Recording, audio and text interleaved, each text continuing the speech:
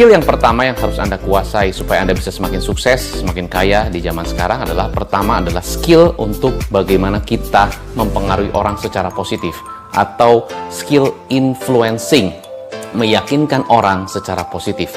Kalau Anda tidak bisa meyakinkan orang secara positif, ya Anda tidak bisa meyakinkan customer Anda, tidak bisa meyakinkan tim Anda, bagaimana Anda bisa, produk Anda bisa orang beli dari Anda. Maka Anda harus bisa meyakinkan orang secara positif.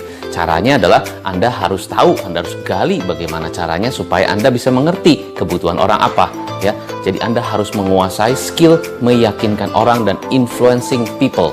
Ya, bagaimana influencing itu tidak harus produk Anda. Ya, bahkan misalnya Anda dengan teman Anda ngobrol, ya, Anda ketemu dan sebagainya, Anda meyakinkan mereka tentang misalnya rumah makan yang Anda pengen makan di sana, sehingga teman-teman Anda mau datang ke sana, itu juga adalah satu skill meyakinkan teman-teman Anda, akhirnya mereka pergi ke sana. Atau misalnya kalau kita lihat ibu-ibu gitu kan, belanja ke satu toko, lalu ada satu orang ibu-ibu bilang gini, beli yang itu aja, akhirnya gara-gara ibu itu beli yang itu, semuanya ikutan. Berarti itu punya satu skill meyakinkan orang. Nah, kalau kita punya satu skill ini, saya yakin Anda punya bisnis apapun, Anda punya produk apapun, gampang banget terjual, ya. Saya juga mempunyai ini, artinya saya juga melakukan ini, ya. Apa yang saya lakukan ini, saya juga meyakinkan orang, jelas ya. Itu satu. Kedua adalah skill bagaimana kita berbicara di depan banyak orang atau public speaking. Bagaimana kita bisa berbicara di depan orang atau public speaking, ya. Kalau di zaman sekarang, di kondisi new normal ini, ya tentunya kita harus bisa mahir berbicara di depan kamera kayak begini, ya, yang nonton nanti banyak orang, atau di depan laptop karena kita punya online Google Meeting atau Zoom Meeting dan sebagainya. Kita harus mampu berbicara di depan banyak orang sehingga orang-orang mengetahui apa yang Anda presentasikan, produk yang Anda ingin demonstrasikan dan sebagainya. Orang mengetahui itu. Ya, kalau Anda mampu mempromosikan secara publik, Anda mampu berbicara secara publik, ya di depan banyak orang, itu lebih memudahkan orang mengetahui tentang produk Anda. Anda akan kelihatan confident apa enggak setelah Anda meyakinkan mereka di depan banyak orang. Itu ya, itu. Jadi Anda harus bisa public speaking. Kalau nggak bisa, belajar caranya. Cari tahu gimana caranya supaya melatih skill Anda public speaking. Itu skill kedua. Skill ketiga adalah Anda harus tahu dan bisa mengatur waktu Anda. Karena waktu yang paling mahal dalam hidup.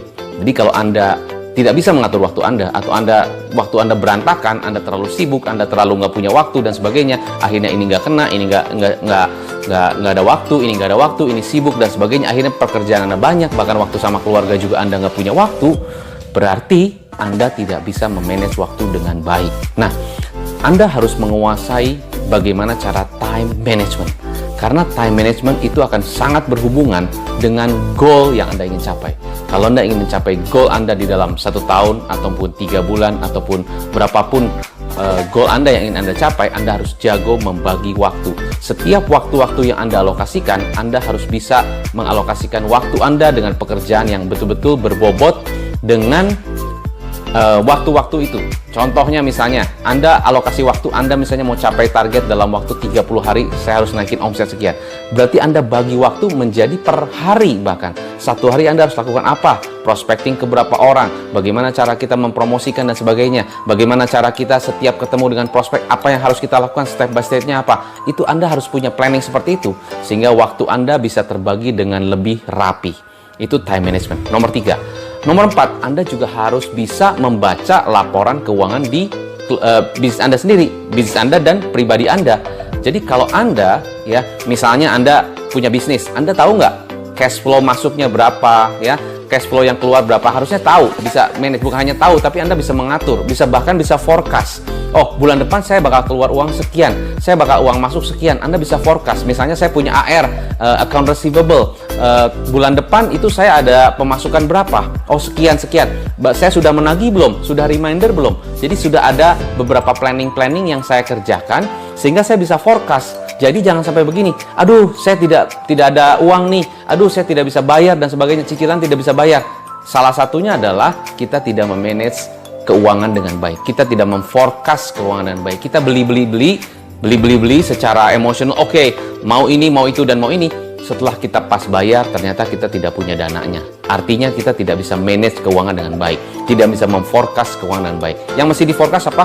Cash masuk dan cash keluar. cash masuk dan cash keluar. Anda list semua biaya-biaya yang harus keluar setiap bulan, pasti itu bikin jantung deg-degan ya, jantung deg-degan karena, wih, ini bill ini mesti bayar, ini mesti bayar, ini mesti bayar. Nah, saran saya Anda bisa forecast itu. Kalau Anda bisa melakukan planning dan forecast, Anda sudah tahu, oh bulan depan bakal ada cicilan-cicilan ini semua, Anda tuliskan, lalu Anda mulai manage cash flow Anda. Itu skill nomor 4, memanage keuangan Anda. Jangan sampai pengeluaran lebih besar daripada pemasukan. Ya, memang bisa utang dan sebagainya, tapi tetap utang harus dibayar. Alright? Itu nomor 4. Nomor 5 adalah skill membuat nilai tambah sehingga Anda menghasilkan uang lebih banyak.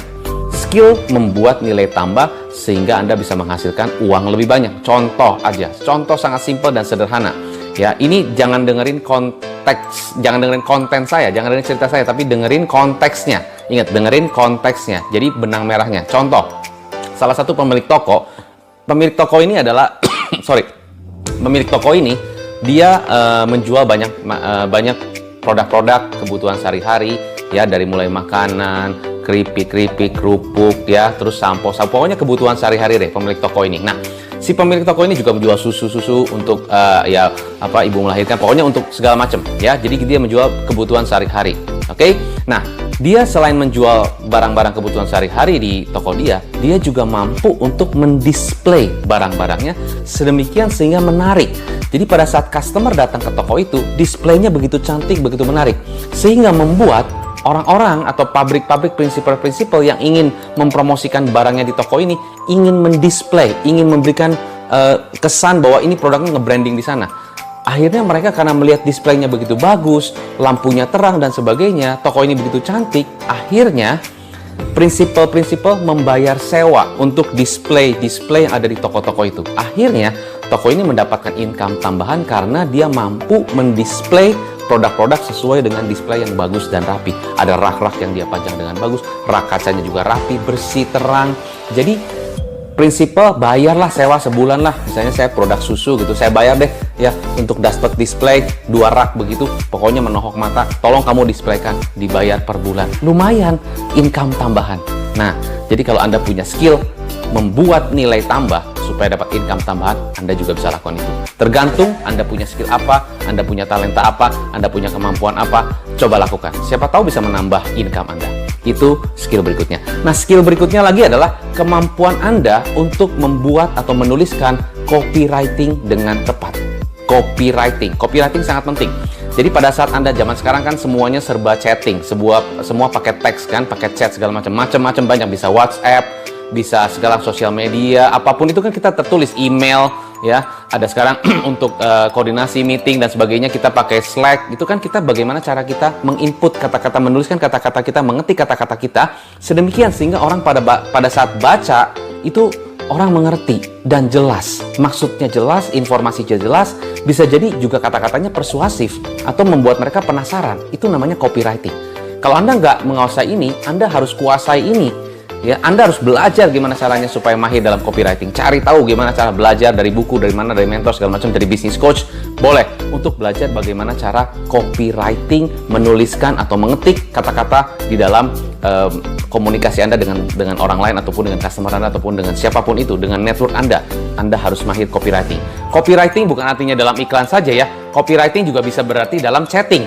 Pada saat kita ingin memberikan sesuatu informasi atau kita ingin menyampaikan sebuah pesan dan sebagainya, kata-kata kita itu menentukan sekali. Jadi copywriting, skill nomor 6. Skill nomor 7 adalah ini yang juga penting, adalah skill memanage tim. Skill memanage tim dan mengatur tim, mengkoordinasi dengan tim, mengkomunikasikan pesan kita, instruksi kita kepada tim. Ya, ada beberapa orang yang bilang ke tim tuh, kamu begini ya, kamu begitu ya, ngerti nggak? Nah, ya, jadi memanage tim itu sangat penting karena kalau Anda tahu bagaimana cara memanage tim itu, tim akan lebih respect kepada Anda. Anda merasa mungkin kalau Anda marah-marah, ya, Anda pakai bahasa yang keras dan lantang, tim Anda akan takut dengan Anda. Bukan itu tentang leadership, bukan itu cara mengkomunikasikan kepada mereka. Anda harus menggunakan kata-kata yang tegas. Tidak bahasa kasar, tidak teriak lantang-lantang, tapi tegas, ya. Dan di sana semakin Anda tegas, ya, tapi jangan setiap hari tegas. Kalau setiap hari tegas nanti timnya jadi bingung gitu ya. Ini Bapak tegas banget sih. Nah, Anda harus bisa disegani oleh tim Anda. Sehingga dengan kata-kata Anda, penyampaian Anda punya karisma. dan mereka lebih respect kepada Anda. Nah, ini penting banget, skill yang harus Anda kuasai, bagaimana Anda meningkatkan leadership skill Anda sehingga Anda disegani oleh tim Anda. Oke, nah, jadi ada 7 skill yang harus Anda kuasai supaya Anda semakin kaya. Satu adalah skill bagaimana kita menginfluence atau mempengaruhi orang secara positif, sehingga Anda bisa meyakinkan orang tentang ide Anda, pendapat Anda, produk yang Anda tawarkan, service yang Anda berikan. Satu. Kedua, Anda harus juga menguasai skill public speaking, di mana Anda harus yakin pada saat Anda bicara di depan banyak orang, di depan kamera, di depan Zoom online, ataupun Google Meeting, Anda bisa lebih meyakinkan mereka, Anda bisa berbicara dengan sangat-sangat confident. Nomor 2. Nomor 3 adalah Anda harus bisa mengatur waktu dengan efektif. Alokasikan waktu-waktu Anda dengan jam kerja dan juga aktivitas Anda secara lebih produktif, sehingga satu hari produktivitas Anda meningkat bahkan sampai 3 kali lipat atau lebih. Nomor 4 adalah skill memanage keuangan, laporan keuangan, cash flow, forecast perencanaan keuangan, sehingga Anda memastikan pemasukan lebih besar daripada pengeluaran. Nomor 5, skill bagaimana Anda meningkatkan nilai tambah di dalam talenta Anda, skill yang Anda punyai, sehingga Anda bisa menghasilkan uang lebih banyak. Itu paling penting, ya. Coba pikirkan kira-kira apa nilai tambah yang Anda bisa berikan ke dalam bisnis Anda sehingga mendapatkan uang tambahan lebih banyak. Oke? Nomor 6, skill copywriting. Bagaimana cara menata kata-kata sehingga pada saat Anda membuat iklan, Anda memberikan informasi, memberikan instruksi, lebih jelas, orang lebih mengerti dan lebih yakin untuk membeli atau untuk menentukan produk Anda dibanding yang lain. Nomor 6. Nomor 7, skill leadership. Bagaimana cara Anda memanage, mengkoordinasi, mengatur tim Anda sehingga mereka bisa melihat Anda menjadi sosok leader yang berkarisma, strong, powerful, tapi bukan marah-marah, bukan galak-galak, tapi strong leadership. Nah, semoga tips saya bisa membantu Anda semua untuk bisa membuat Anda semakin lebih sukses, semakin lebih kaya.